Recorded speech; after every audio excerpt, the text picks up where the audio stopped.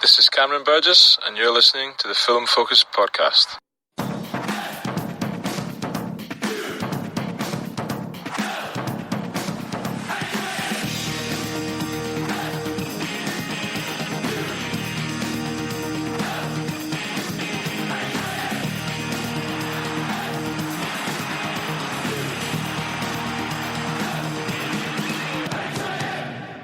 Fulham. Hello, welcome to the Fulham Focus podcast. My name is Matthews Boisclair, and a very happy new year to all our lovely listeners. We've got a lot to get through as we have a quick look back over the festive fixtures we missed during our festive podcast break. We look back at Saturday's FA Cup win against Aston Villa, who made it quite clear in the summer that despite spending heavily, they will not be doing a Fulham, yet they've just been beaten in the Cup by a team in a lesser division and look more than crap enough to go down. So let's see how that works out for you, lads, eh? We're also going to look ahead to Saturday's trip to Hull. Joining me to do just that, firstly, is a man who spent New Year's Eve dodging fireworks that were accidentally fired into the crowd by his neighbour. It's Atlanta's very own Mr. Lover, living up to his name. It's Dangerous Don Love. Happy New Year, mate. I don't know about dangerous, more like flying into the bushes to hide. Ducking Don Love. Ducking Don Love. Which is what many of us call you anyway. Anywho. Right. Oh, yeah, exactly. Also joining me is a man who, when I asked him where he spent New Year's Eve, he said, round your mum's house. So he was presumably tucked up in bed with a cup of hot chocolate at 8:30pm. It's Eastbourne's king of innuendo, who definitely needs to leave the jokes to me. It's Matt Dom. Happy New Year to you too, mate. Happy New Year, mate.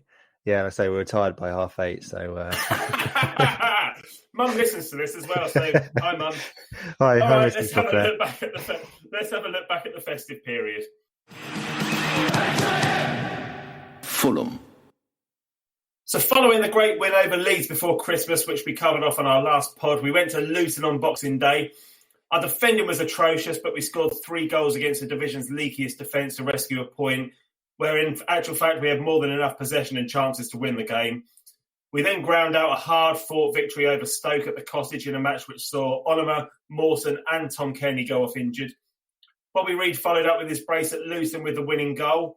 We rounded off the Christmas period, though, with a disappointing defeat at home to Reading, in which Harrison Reed went off injured and Matt O'Reilly played the majority of the match as his replacement. Had we won the game, then I don't think anybody would have argued that 2 wins and a draw over Christmas would have been a bad return, but a win, a lose and a draw from those 3 games is ultimately pretty disappointing, I think. Lads, sum up the Christmas period briefly for us. I'm going to come to you first, Don. Let's start with that Luton game. What do you remember of it? As we're recording this, it was obviously a couple of weeks ago. So, Happy New Year to everybody. Hope everybody is going to have a fantastic 2020.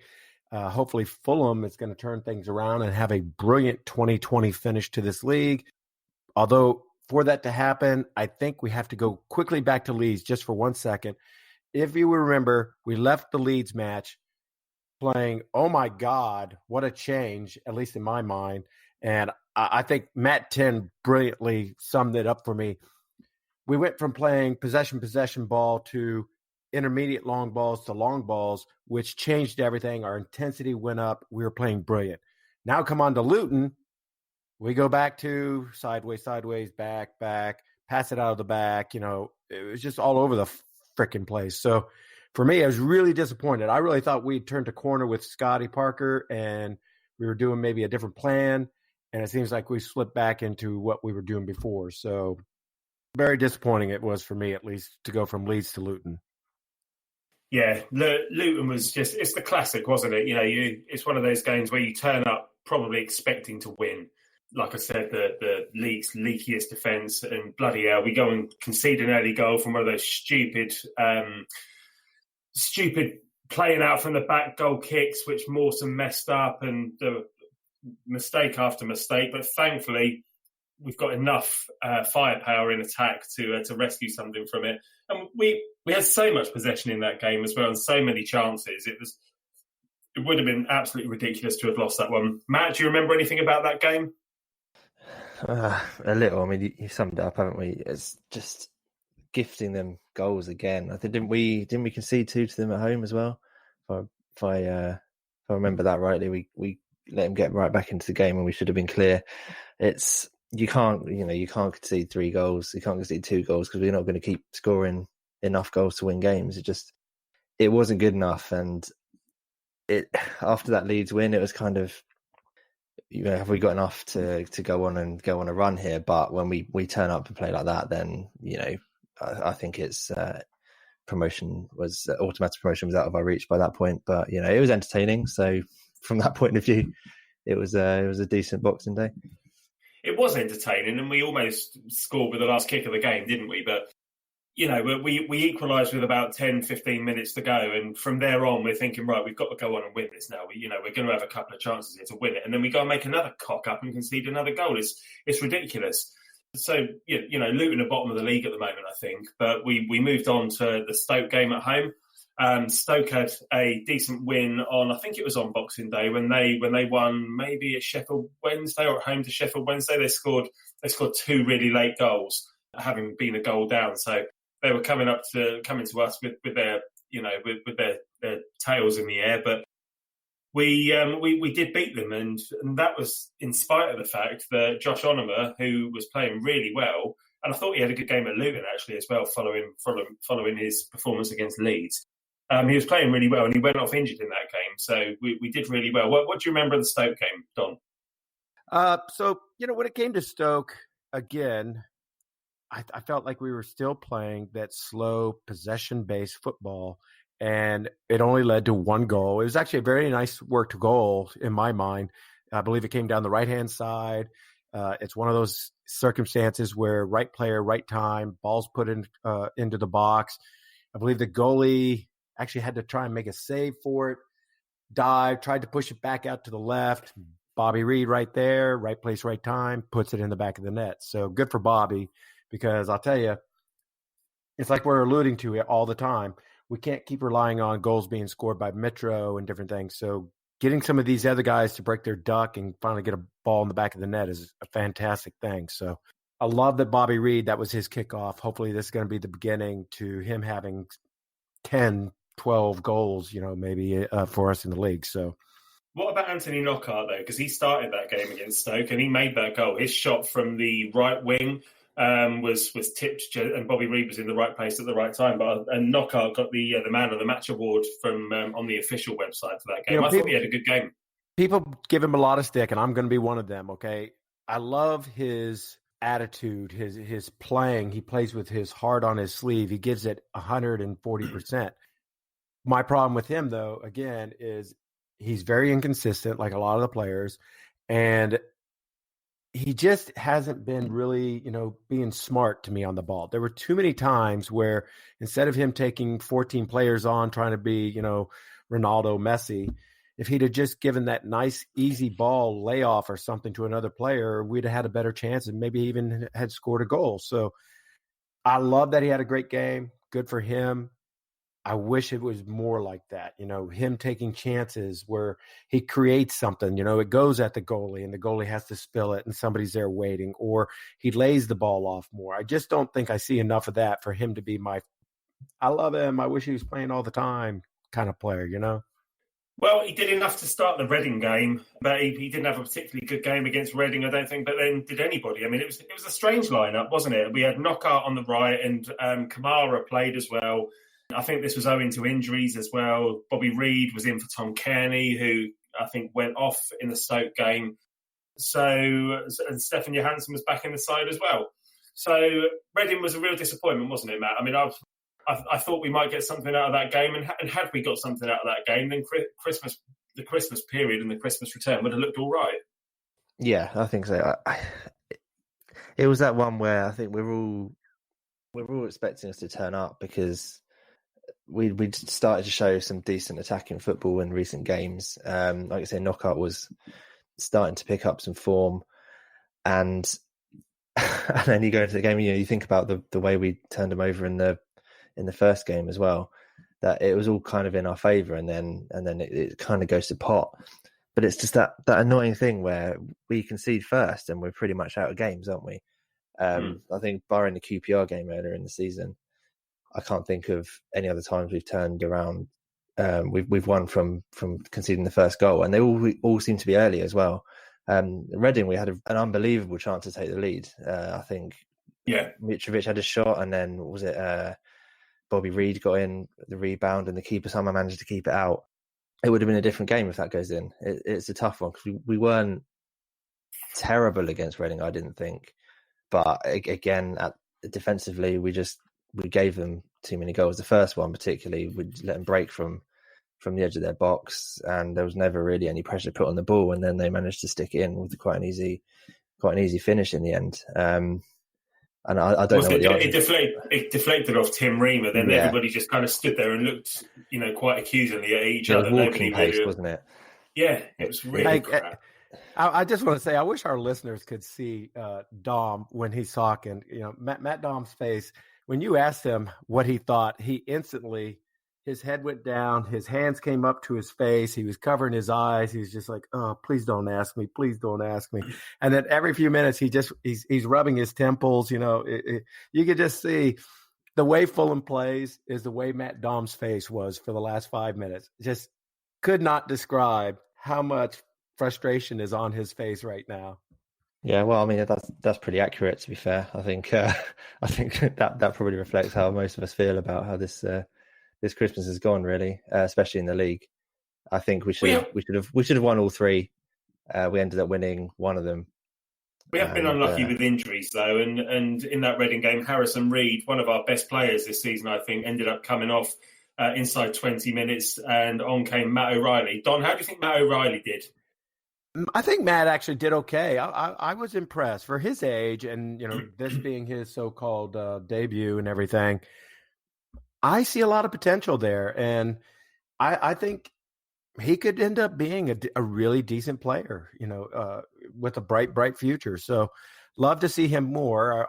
Hopefully, Fulham could start getting some games where they're 2-0 and putting it to bed, and we bring him on to help finish the last 20, 15 minutes, But he's been on the bench. He's been on the bench for the last few weeks, hasn't he? So it's good to see him get on. So it was good for him to see him come on and be able to play so many minutes. But I'd like to see him start playing a little bit more. Let's not be that slow introduce, here and there. I'd like to start seeing more consistency. You know what I mean? Let him play a little more consistent with the first teamers.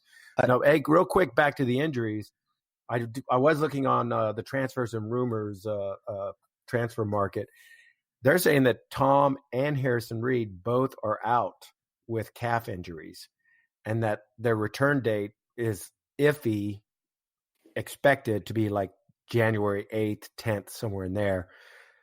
Steven Session is out with a groin strain, and he's expected to come back about the same time. So, it's been very unlucky for us. It's like every time we thought maybe we're going to start having a settled side, we've had an injury. So very, very unlucky for us. With a bit of luck, I mean, the 8th or 10th is this week, so hopefully they'll all be back in the squad for the weekend. All right, we know what happened. I just want to add to the Matt O'Reilly thing.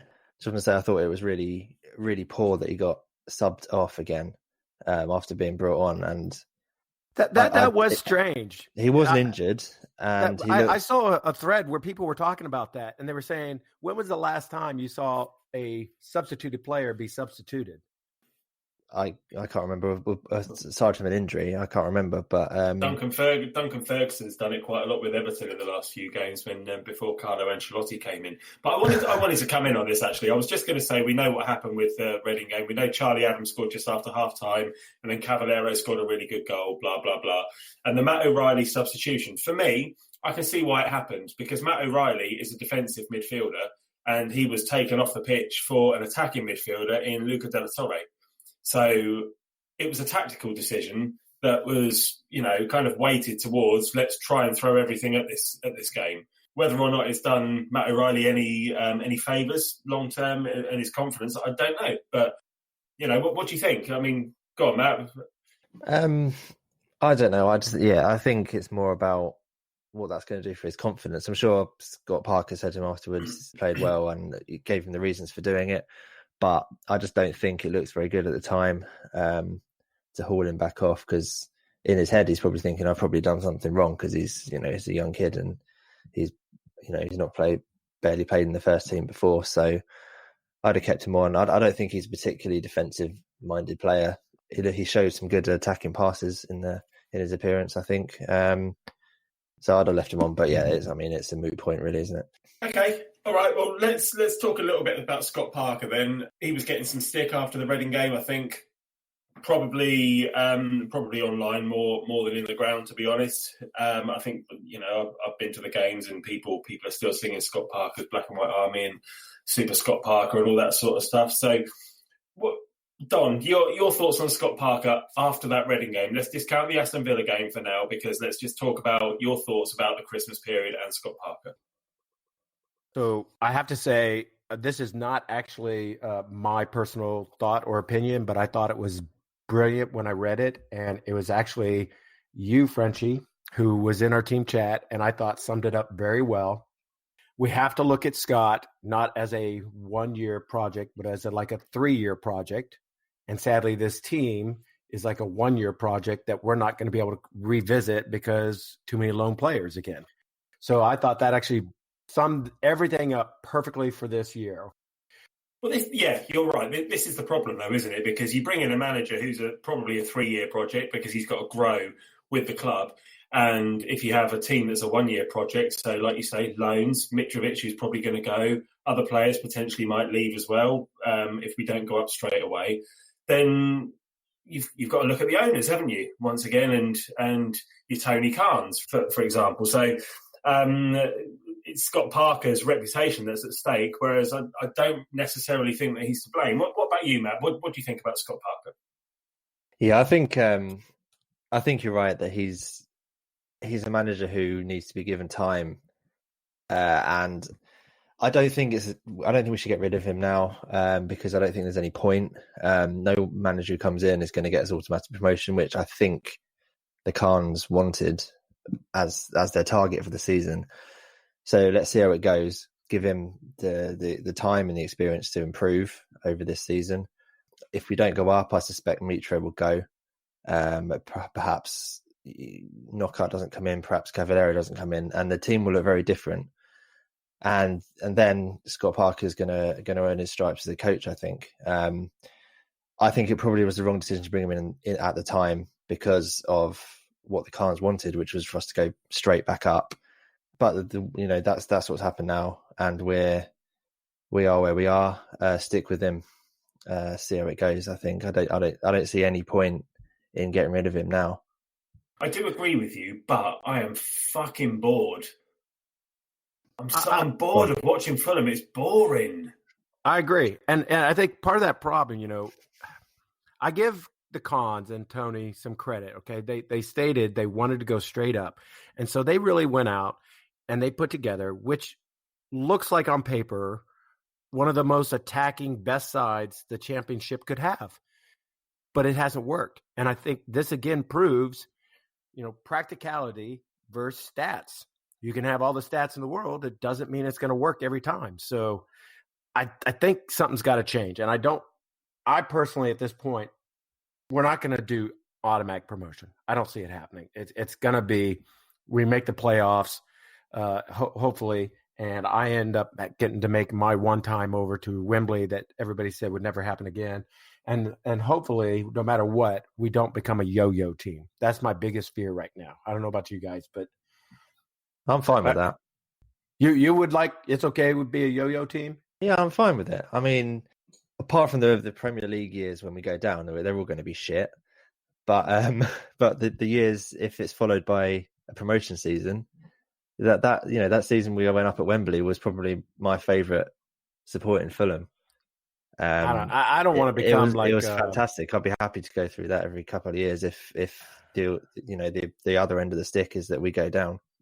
Premier League it's not that exciting anyway, is it? If you're I personally, I'd rather let's get up with a semi-solid squad that we can build on, and then from that we stay up and we continuously build. So maybe the first year we're back in the Prem, we're only like in 13th place or something, but we're okay. And from that, we build on to where we are more solid year after year after year until, who knows, we become that so-called little club that is knocking on all the big clubs' doors. Under the Khans, we've only ever been relegated from the Premier League, so 13th place would be an absolutely magnificent finish, wouldn't it? Yeah, it would. I mean, that's fine as well. Obviously, it's establishing yourself in the Premier League. I just don't think as long as we're a yo-yo club going up to the Premier League and not down the other way, then.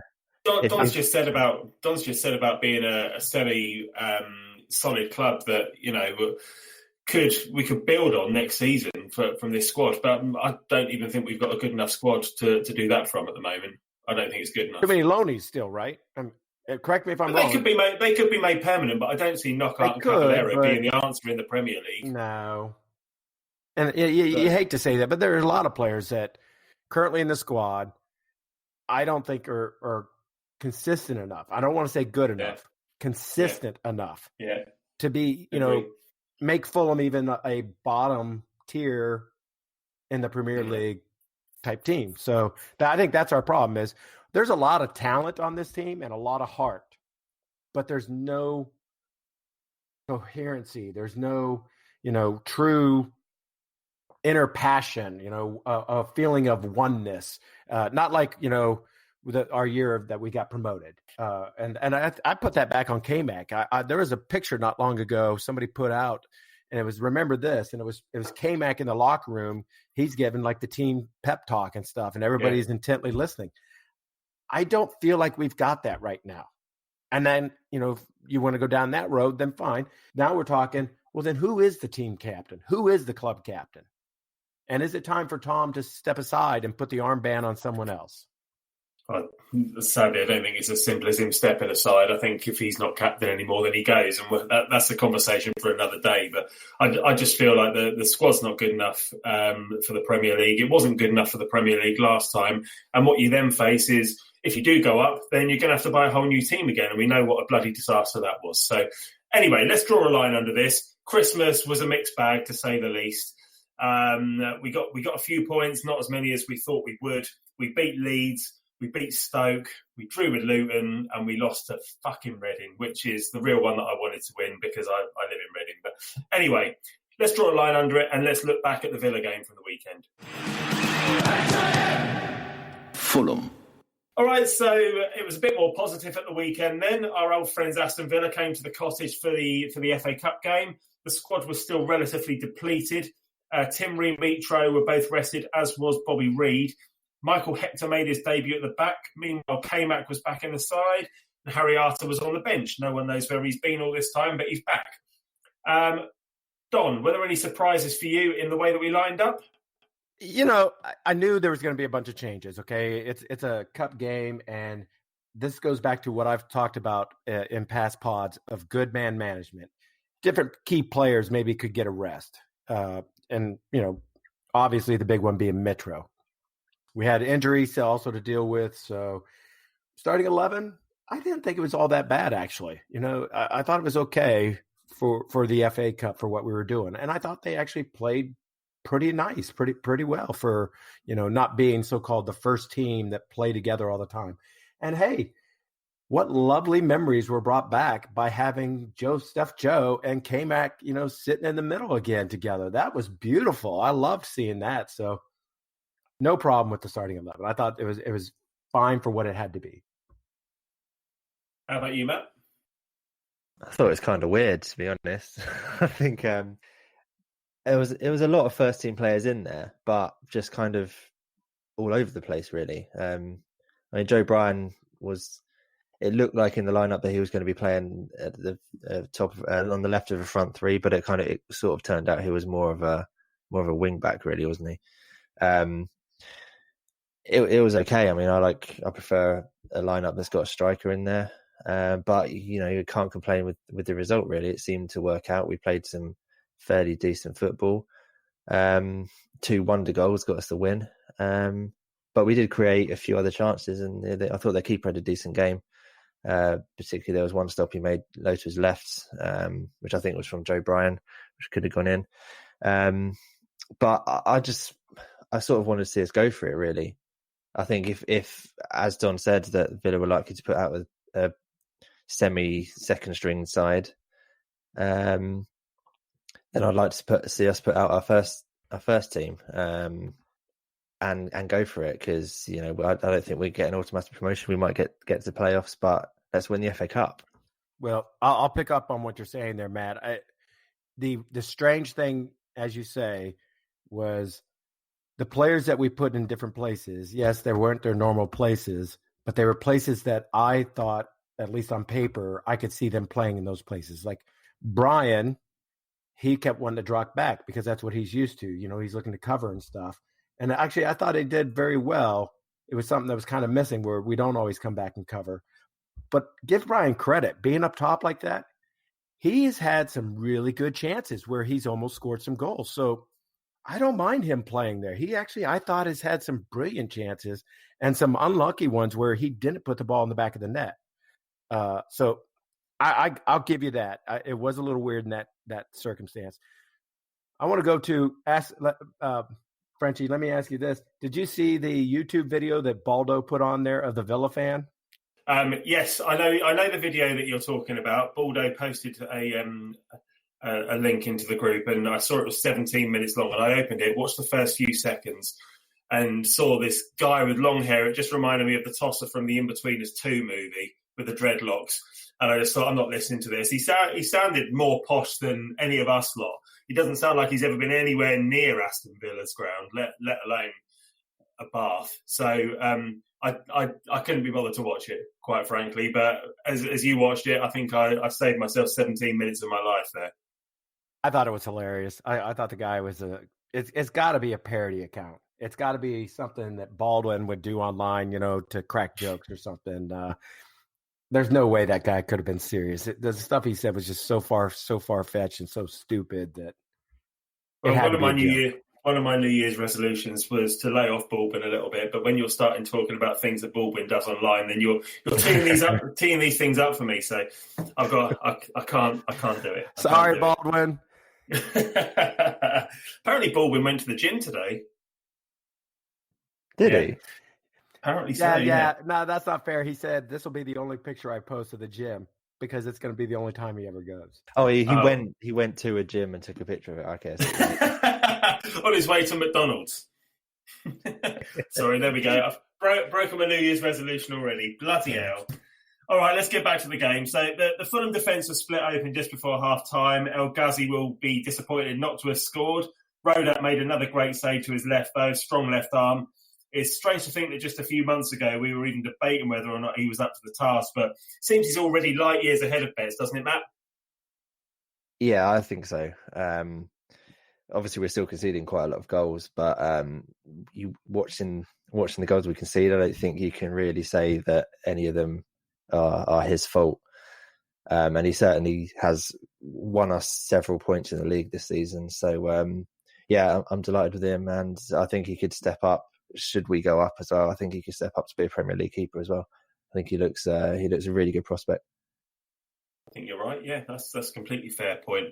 Let's come on to the opening goal. Don, I'm going to come to you first. Anthony Knockaert banged one into the top corner. Talk me through it. This is what we've been hoping and praying that we would see from him. It was that one time where he does a brilliant little touch and he puts in a beauty, over the top of everybody into the back of the top of the back of the net. So it's one of those goals where, oh my God, if he could start doing that consistently, I would have no problem with him being on the team sheet all the time. But it's his inconsistencies as always.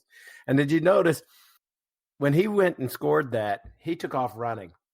And if you were listening to Gentleman Jim, he said, where the hell's he running? He looks like he's getting ready to run back down the tunnel. He apparently ran all the way back to the cottage to celebrate where he had some family watching and everything. So I thought that was actually really awesome that he not only wanted to celebrate he wanted to celebrate with his family or whoever was up in the stands for him. So I did think that was really good. Yeah, okay. I mean, a couple of points there. So Anthony Knockaert, fair play to him if he's gone over to his family, because he normally comes over to the crowd whenever he scores or whenever anybody else scores, to be honest. He's always over at the crowd, waving his arms at the crowd. He loves all that sort of stuff. The other thing I forgot to mention was AK missing the opportunity against Reading to equalise at the weekend. Bit more composure and he's blasted one over the bar. So it's a loose ball. The ball's been spilled, and he's put it over the bar. So we still haven't got the finished article with AK yet, but I think he's getting there. He is improving. So, Michael Hector, a man who's been spoken a lot about as being the key to our success at the back. He's come in to make his debut at the weekend, but arguably he was at fault for the only goal we conceded, wasn't he, Matt? Yeah, I think you have to look at Hector to be at fault for that one. He misjudged the bounce and it kind of went over his head, and from that they managed to scoop it over the keeper and tap it in. But I think we could put that one down to just rustiness. He hasn't played a game of football for 6 months, more than that even, since before the summer. So yeah, if that comes sort of 2-3 months into him starting games regularly, then that's a problem. But in general, I think I like what I saw from him. He won a lot of headers. He got in the way of a lot of things, and he seems quite tidy with the ball at his feet. So yeah, I think we've got a good defender there. Whether he can help fix what is an absolute calamity at the back all the time, who knows? But I think he's an improvement on what we've got so far. We can only hope. And then what of Harry Arter's goal, Matt? What can you say about that? I think what I really like about it is before he takes a shot, he kind of arrows a crossfield pass down the other side to knock out on the other flank. I can't remember who got the ball, but he pinged it out there with his right foot and then sort of drifts across into the middle, gets it back, and then fires it into the top corner with his left. Beautiful strike, absolutely superb. Have you seen the view from the crowd where from the hammy end from behind, where you can kind of see it go into the top corner? It's been doing the rounds on Twitter. It's an absolutely superb video. But yeah, what can you say? I mean, I think we have missed him a bit.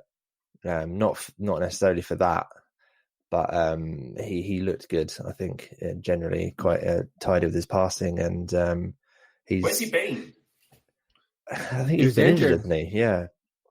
I don't know exactly what game he got injured, but he was injured so long. If you notice, guys, when he scored the goal, he starts beelining it, running straight at the bench. And I thought personally he was going to, hug and high five, celebrate with Scotty. But he went straight to this other guy who I didn't recognize at all. And so I was asking a bunch of people online, who the hell was he celebrating with? And a lot of people seemed to think it was the physio. That it was the guy that brought him back, that he celebrated with him. Oh, fair play. That's good then. That's nice to see. But yeah, lovely goal. Perfect goal. Couldn't have been any better. And he'd only been on the pitch 2 minutes as well. Yeah. Hey, so let's go back to Hector for a minute. Frenchie, let me ask you this.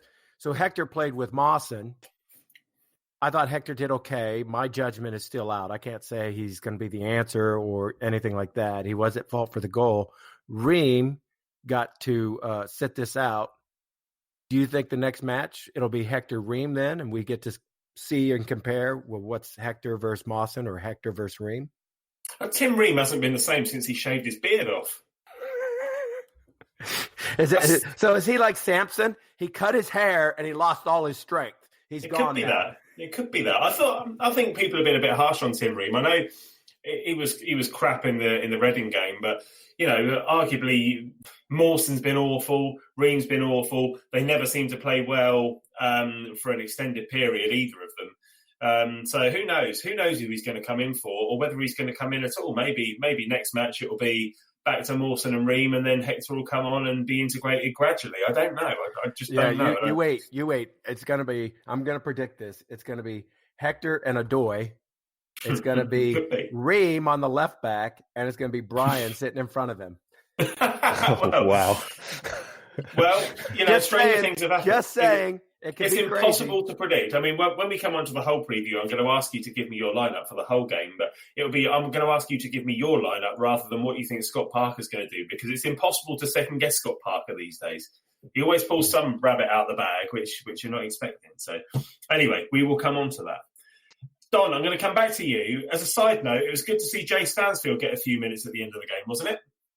I thought so. I liked seeing players, from the academy come on and get to make cameos or get a run in with the first team. So for me, you got O'Reilly got to come on that one match. Now you get Jay to come on this match. So I like it. And the other thing I really liked was Luka got to come on. He's been sitting on the bench a couple times and not actually got to make it into a match this season. So I really liked that he got to get a run in. And I actually thought both of them played very well. Luka did some very, very lovely little touches that got him down on the right side of the box where he did little, one-touch flicks and things into the box for people to have chances. And then at the end, it was Hector who was trying to link up with Jay for a possible, chance there. Unlucky that the whistle blew and we didn't get to see how it would flourish or come to be. But I wish we'd get to see more of those kind of things to where, what's my other boy? I'm going to get mad at myself here. He got injured. He's a right back. Bossy. Yes, I'd love to see him if he comes back and maybe could get a chance to play here or there and then in a game or something. So who knows? But I love seeing these younger academy guys getting a chance. That's always brilliant to me. Even if he's not truly Jay's not our academy development, he's with us now. Good to see him get a chance. Well, he's graduated from playing for our academy into our first team, so arguably I've got no problem with calling him one of our graduates. But I think with Luca De La Torre, he did come on for Matt O'Reilly against Reading. It's got to be now or never for De La Torre, hasn't it? Because he's been with the club for years and years and years. If he don't make it now, we might as well bin him off. He's been with them since 2013, so he's been here 7 years, and he's now 21. So I would think Sessignon was 16 when he got into the side. Right. Okay, so that was a very, very unusual one. But he's got to really start making his mark. Now, again, I thought he actually played a very lovely game, and I'd like to see more of him given a chance just to see what he could do. So that's my opinion. I'm an American. I love Luka. He's an American, but we'll see. We'll see how that pans out. All right, well, just to round this one off then, it's a cliche, Matt, but do you think that an FA Cup run is a help or a hindrance to Fulham this season?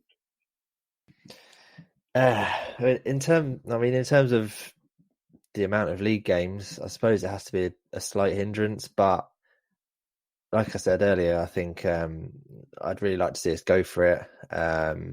Obviously, with the players that Scott Parker chose, perhaps you can see that he is focusing more on the league. But I don't think the FA Cup can ever be a hindrance. If you get to the final, how many games is that?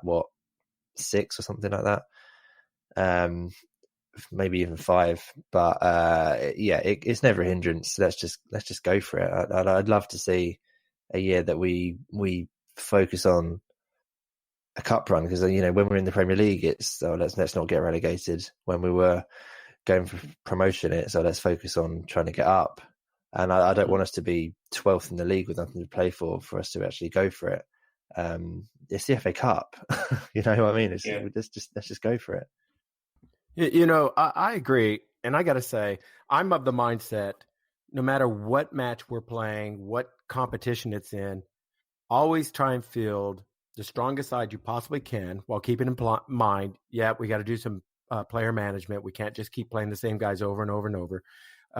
And that we try and go for the win. We don't just put a team on and say, well, if it happens, it happens. Go for it.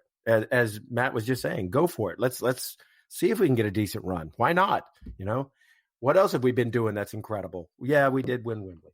But more to the point as well, if you're playing your strongest players and you're winning games, that's surely going to help you in the league as well, because you can build up momentum. And absolutely, we all know what a European Cup run can do for momentum. It's fantastic. The spirit lifts around the whole place, and everyone goes to games expecting to win and buzzing about it. So the FA Cup can do a similar thing. It could help us. Especially when your last league game was a defeat as well. Yeah. To go and beat Aston Villa, a team in the league above. Then now we're going to go to Hull, and it's much better to go to Hull off the back of a win than off the back of a defeat. Absolutely, exactly. And again, it's team management. It's all about team management. Yeah. We don't have to go into the next FA Cup if we can get a consistent run of games where we're doing well. Okay, then we don't have to go into the next FA Cup round and do 8 changes. We make maybe 1 or 2 changes, subtle changes that are like for like kind of things. And we keep that momentum and that consistency going. That's what we really need to start seeing, is that consistency. I know I keep harping on about that, but it's what's lacking from this team. All right, well, it sounds like we're going to be going to Wembley twice this season then. Sounds good to me. Lovely stuff. All right, let's come on to a Scott Parker rating for the Aston Villa game then. Matt, I'm going to come to you first. What do you think? It's a tricky one. We played well. It was a strange lineup, but given the result, I think it did the job.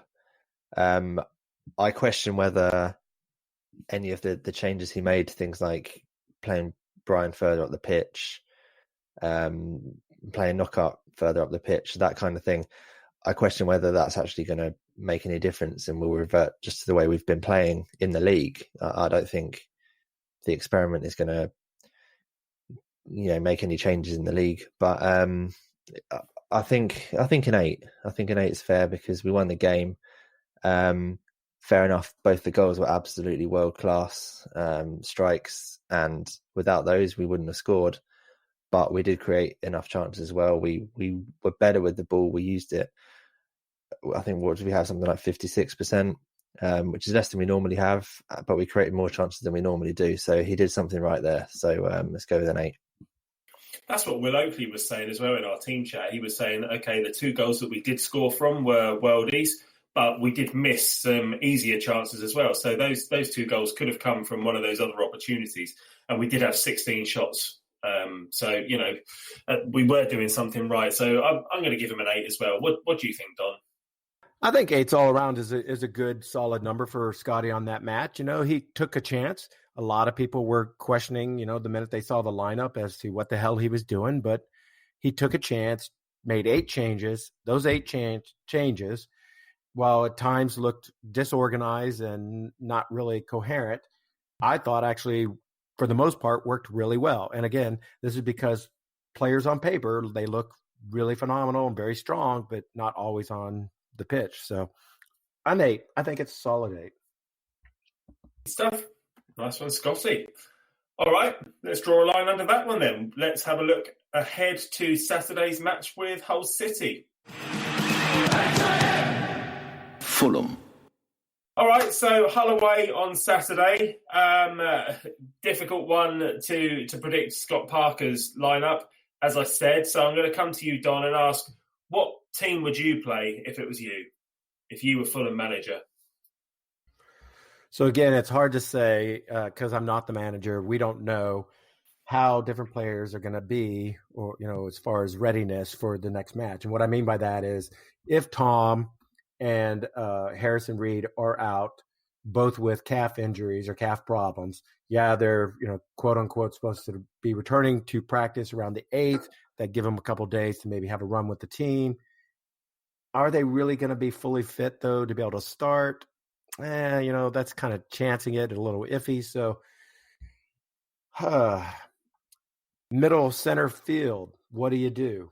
I actually like Steph Joe, and I think Harry Arter starting. If Harry could start, let him start with either Steph Joe, kind of sitting there, and then maybe put I don't know, in between him, do you put like a Bobby Reed and then go back out on the outside? I don't know what's going on with AK. He hasn't had some starts here lately. I feel like he should be back on the starting lineups, him, Metro, and Ivan, me preferably. Why not get AK back out there?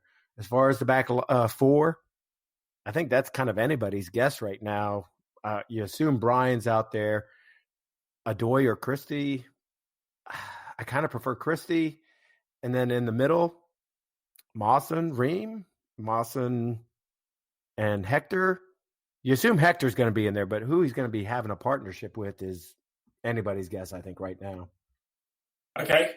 Well, one man you have neglected to mention, and it's somebody you've given a lot to, is Josh Oliver. And he played at the weekend, and if he's fit, for me, he's got to start. Yeah, I didn't forget him. Sorry. Didn't forget him, just left him out. I know that's Fair harsh, but all right, no, fair enough. There's just something about him. I don't know. That's fair enough, Don. You're the manager, mate. Come on then, Matt. What would you do? Exactly. All right, I would. We had been the debate earlier about, is it Ream and Mawson? Is it Mawson and Hector? Is it Hector and Ream? I don't know whichever combination I haven't said yet. Put all three of them in. We're away from home. They've all got different talents, I think. Ream is obviously the ball player of the three of them. Hector, from what we've seen against Villa, looks decent in the air. Mawson, probably the leader of the three. Put him in the middle. Hector on the right and Ream on the left. Joe Bryan as the wing back with license to get forward, like he did against Villa. So is Christie on the other side. I would have up front Mitro with Cav, just because I think they've got a better understanding of each other's game than Knockaert does. Knockaert tries hard, obviously, but I think Cavallero is the more rounded player, and Mitro, obviously, you can't drop him. In the middle, Onuma, Steph Joe, and like we said, we don't know who's fit and who's not. I put Tom Kenny in there, obviously, if he is fit. Otherwise, the flat three with Harry Arter in there. I think you've got the goal machine. Bobby Reid. Yeah.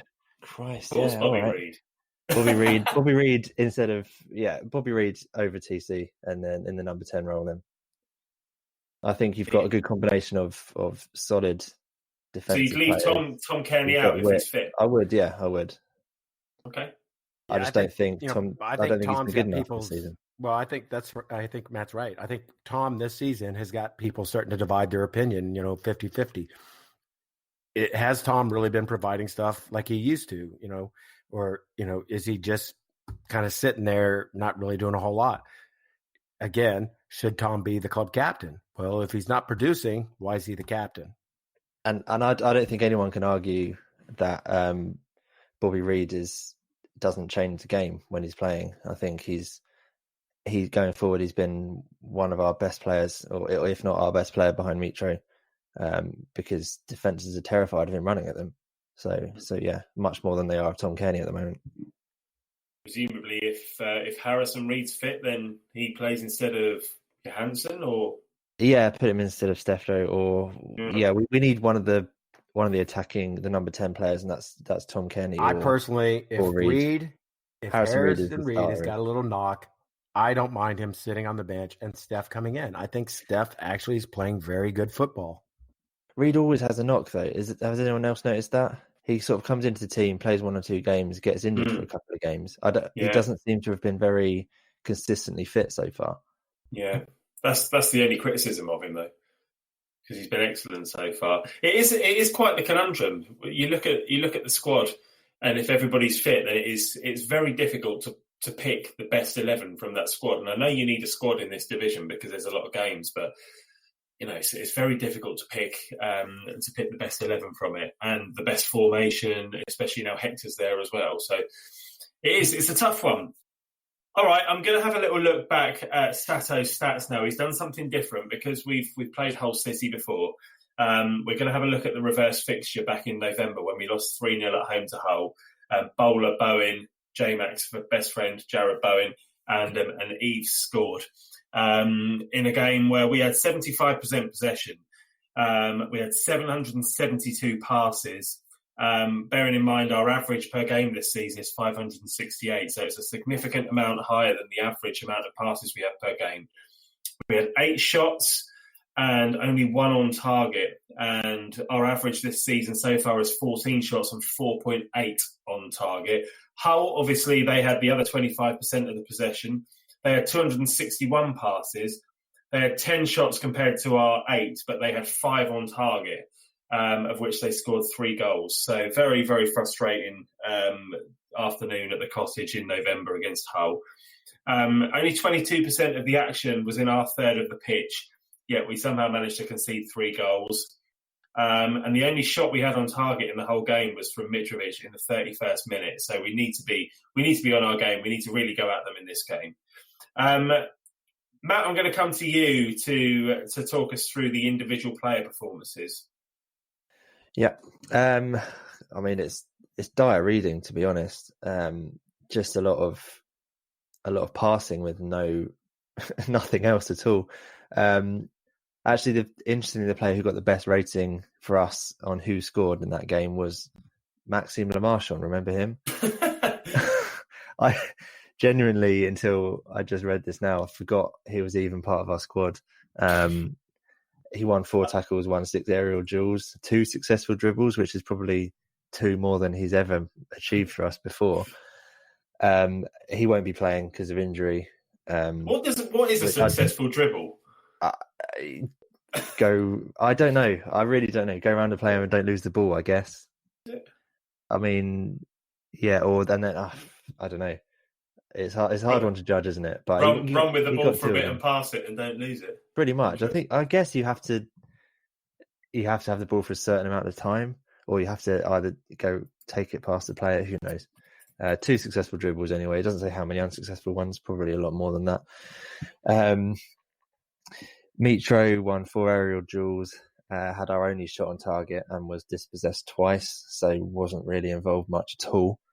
Tom Kearney, 85% pass succession, no dribbles and no shots. And I think that is kind of the telling stat for us, isn't it? It's probably the reason we had so many passes and so few shots, because he had one of his games where he just gets the ball, lays it off sideways or backwards, and doesn't try the through balls. He's the man who needs to be creating the opportunities from all that possession. Absolutely. Everything needs to go through him. He needs to be picking off those passes, and if he's not doing it, then who is? Exactly, and it's why I'd much rather watch Stefan Johansson play, who at least he loses the ball a lot more, but at least he tries to create things with it. And then the other stat we've got is Mawson, who won just 2 headers and had an 89% pass success rate. I guess is to Ream, and that's been the case for most of the season, hasn't it? So it was a very, very Fulham this season performance for us. We need to create more chances. Yeah. Don, did you want to come in on anything here? Well, the one thing I did notice from our fact sheet was I call it a heat map, the player position map that was sent over. You know, it looks like it's just a typical sit back, defend, basically everybody behind the ball. Last time we played them, they only had really 2 of their attackers in our half the majority of the game. Everybody else was camped back, parked the bus. So, yeah, I think it's going to be a frustrating game for us if that's the way they play. Now, them being at home, you would think they'd switch it up. But, again, the key to this, no matter who is in there, is we've got to have somebody in the middle who is linking up and creating chances. We can't constantly just put the ball out, pass it out to the sides, work it down the sideline and try and cross it in. We've got to change it up every now and then. So hopefully, maybe we'll see if we're lucky, the atmosphere, the team, the performance that was shown at Leeds. I'd love to see that come back.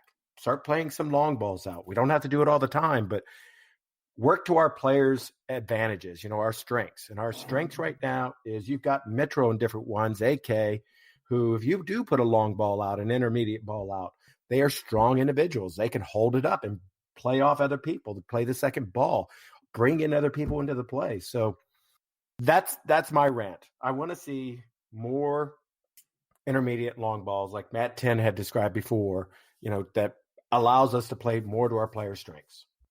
Do you think? All right, mate. So just one thing. Do you not think the way we played against Leeds was just a result of the fact that they're better than us and we didn't have much other choice but to play it upfield?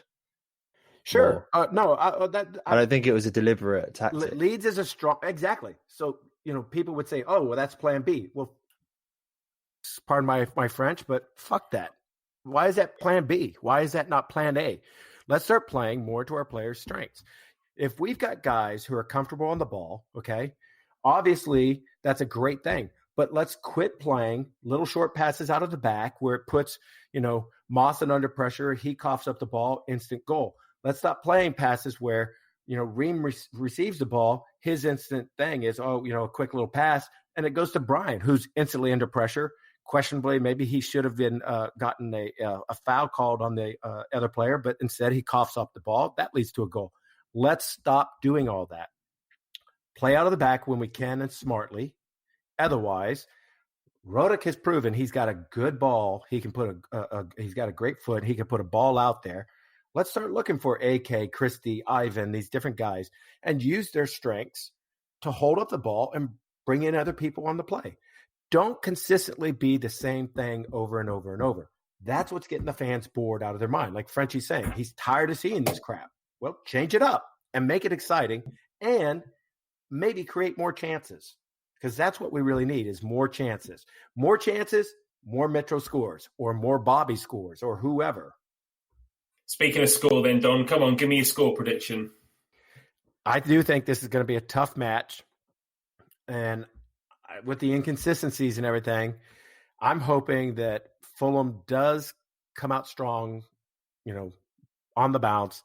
I'm hoping for a 1-0 or 2-1 kind of win. I think we're only going to win by one. I don't think we're going to hammer them. I don't think we're going to walk away with this.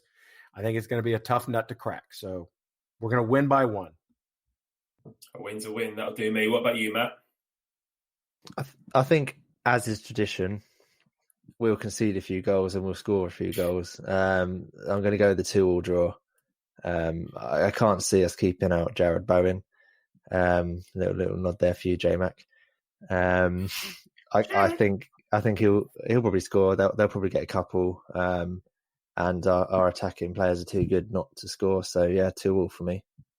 I think it was 2-2 last time we played up there as well, wasn't it? We were 2-0 down, and then AK got a couple in the promotion season. Yeah, that was it. Yeah.